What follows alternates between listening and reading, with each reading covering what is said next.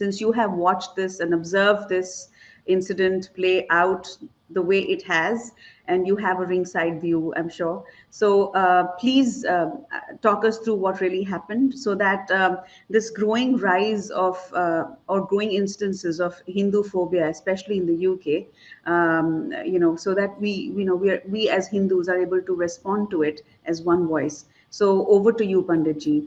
Take it away. Thank you very much, Pujtadi. So if I can just first highlight a couple of the points which are of great concern. One is that whatever it was that happened, the catalyst is also the consequences. Normally, after a period of time, they settle down and the community sits together and has a conversation, and whatever misunderstandings have occurred are addressed, and then tranquility is re-established. That doesn't seem to be happening. At this moment in time, I'm a bit concerned that there are attempts to prolong, to continue to incite, and also of great concern for the first time is there are attempts to spin this into a much, much larger rhetoric. A much larger problem is being created. And so I wanted to have an opportunity to dissect it. As you say, firstly, that this is being investigated by the police. And so there are some items where we're not at liberty just yet to disclose them. But I'm going to wind the clock back to when I first heard about this. The first piece of news that I picked up was from Leicester. And the story that I was told was that following a cricket match, there was an altercation. And in that altercation, Hindu lads beat up a Muslim guy, a young man who was also a cricket fan. And as a result of it, both sides engaged in violence on the streets of Leicester. And both sides are now saying, hang on a moment, you threw the first stone, you threw the first punch, etc., etc. So I want to clarify that after having some conversations with people on the ground, with members of the community who were involved, a clearer picture is emerging. So if everybody can just bear in mind the story that had been painted in the first instance as we look at what actually happened. The first thing I established is that this was nothing to do with any cricketing match or any cricketing incident at all. There was no connectivity between the match, whether it was a victory or a defeat for either side, none whatsoever. Further investigation revealed that there had been an altercation in the past, but that altercation had been isolated, it had been limited, and it had actually been sparked off by an individual who took an India flag away from India fans. And so there was a scuffle and the usual jostling that happens sometimes after football matches, occasionally after cricket matches. But that incident was concluded, and it was established that the gentleman who had actually taken the flag wasn't even a member of the Muslim community. It seems to have been a gentleman who was from the Sikh community who had had a bit too much to drink, and young men being young men, there was an altercation, but it wasn't of any great significance. So the presence of that as a catalyst is negated. That's not what started this issue. Further investigation then revealed that the first act of inter-community conflict occurred outside of a house where a member of our Hindu community had, they were engaged in Ganesh Chaturthi celebrations, and a small tent had been erected in the garden of the house on private property. A murti had been placed there, Ganesh Ji's murti had been, it was sthapit there, and puja had started. And the puja was done in the mornings and the evenings, and there was bhajan, kirtan, and celebrations. The family has Maharashtrian origins, and we know that in Maharashtra, Ganesh Chaturthi is celebrated with a great deal of passion, light, and very, very active bhakti. And so this was being replicated there in this family's home. Near to those premises, there was a masjid, and it would appear that members of the congregation were unhappy at these proceedings. And as a consequence, a van arrived outside of this house. And in the van, there were 5 young men who stepped out, 5 young Muslim boys. And eggs were thrown at the tent. An attempt was made to perhaps target the murti itself. But as a consequence of these eggs being thrown and the puja being attacked, a group of young men who were inside, who were actually participating in the bhajan kirtan, they rushed out to see what was going on. They identified the 5 assailants. The van immediately fled. 4 of the assailants fled as well when they saw a large number of young men emerging. One of them was apprehended. The group managed to confine him, and there was a scuffle which ensued. I'm not going to go into any more detail, but the young man was sent to hospital to be checked up and everything else, and his injuries and so on are being established. But it's not been publicized by anybody as having been a serious assault or anything like that at this moment in time. The police were involved, community leaders engaged with both parties, and the group of young Hindus were also interviewed, and they were asked the questions of what had happened and who had it been who engaged in the altercation. And it was quite an open and frank conversation. Evidence was exchanged, and the police asked for the community, the Hindu community, to actually become tranquil and please remain indoors for the next couple of days. We do not want this to escalate, and we'll do everything we can. So the police responded in the manner that was appropriate. The Hindu community complied. Nothing actually happened. The following day, there wasn't much of a noise. But on the evening afterwards, what then happened was a large number of Muslim young men came into the area. And you may have seen there are multiple videos. And what actually happened was that property was attacked and individuals attacked. A young man was attacked with a knife. Fortunately, he didn't sustain any injuries. His aunt, who was trying to intervene, she had a blow to her face and she was hurt a little, but thankfully hasn't been particularly harmed. Doors were kicked in, doors of Hindu homes were kicked in. Any indication that a Hindu lives in a particular home, whether it was a dhwaj or whether it was an orange flag, as is associated with Sanatani traditions, a saffron flag, some of those were taken away, they were damaged and torn down. And I must say that at this moment, the response from the community has also been to remove all vestiges. Anything that would indicate that it's a Hindu house have now been removed from the front. So property was injured, doors were kicked in. The police again engaged with the community and reinforced the idea to our Sanatani community, the Hindu community, that they mustn't escalate the issue. So again, they remained indoors. And the police then deployed drones the following day to take images and capture images of all the perpetrators of the violence. And the following evening, equally, there were very large numbers, and we have seen quite troubling videos where the police were then targeted with abuse and physical violence.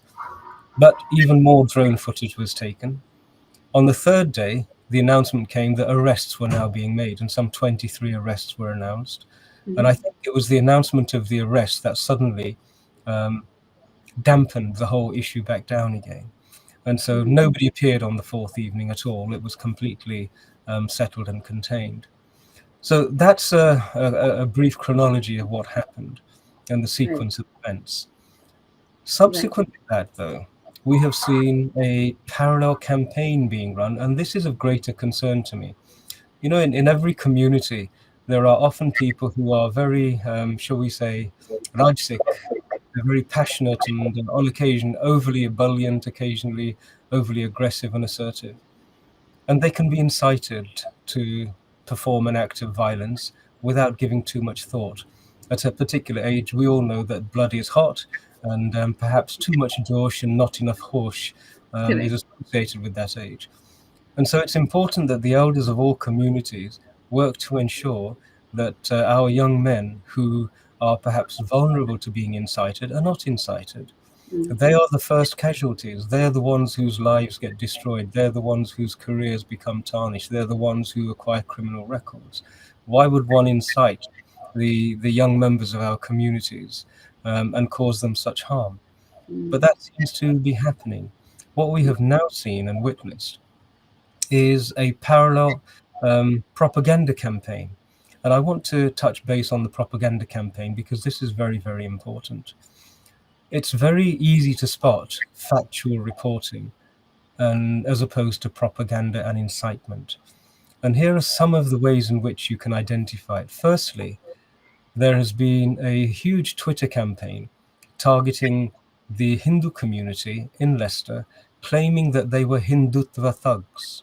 Now, even those who are not particularly well informed, but very anti the Indian civilization, they have the notion that Hindutva is a political ideology. This is the thought that they've been spreading and perpetuating.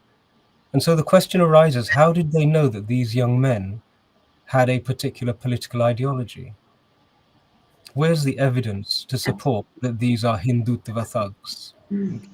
Where is the evidence to support that these were fascist thugs? Where's the evidence to support that they were far-right extremists? The slur of Nazi has been thrown in.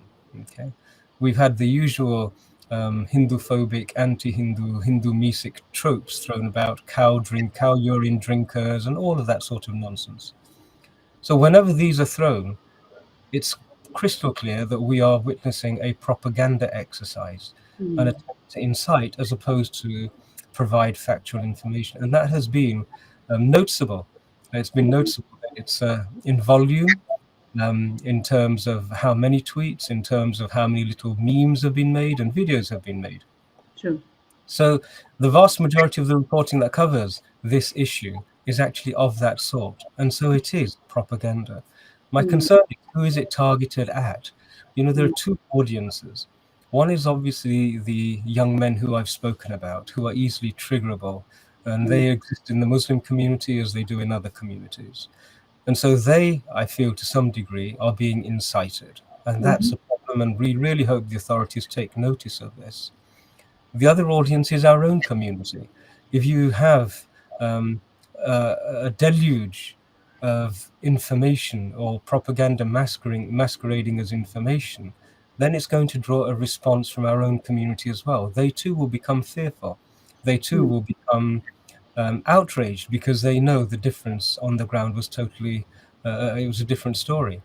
And so they will become vulnerable to being incited. And that is something we also want the authorities to be concerned about.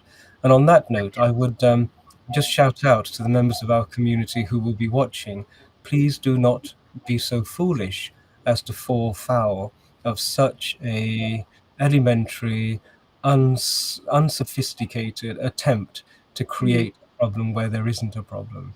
I would hope that our community, the wisdom that we're associated with, the tranquility that we're associated with, the aversion to violence that we're associated with, are all borne in mind, and we do not allow anybody in our community to become triggered. The last audience, which is also of great concern to me, is the uninformed majority audience, who really don't know too much about any of the communities. They don't know too much about the Hindu community or the Muslim community. And so to a large degree, they are vulnerable to being informed or misinformed because of the volume of the propaganda that's being pushed out there. And so we do not want to do anything to, shall we say, reinforce any impressions that they may have incorrectly received. Now, this whole area is one of really vital importance. We all know propaganda is something that is seeded. It seeds hatred over a period of time. Gradually, it accumulates, it gathers momentum, and then at some point in time, something occurs to trigger it off. And then when violence occurs, the majority of people who are observing, they've already been prepared, and in their own minds, they would automatically justify that violence and say, well, that was expected. We knew what they were like. You know, they deserved it. All of that victim shaming happens without people knowing that that's what they're doing. Now, this area is an area where we have to get the authorities to understand what's doing and accept what's doing. And so we're going to do a bit of work with the community to make sure they understand how to keep the appropriate records, how to log data, how to actually understand what's being done, and to respond to it in a very mature and stable manner, which is the need of the hour. So we will be calling a community meeting. We'll probably do it online and invite the leading members of the community to contribute their understanding.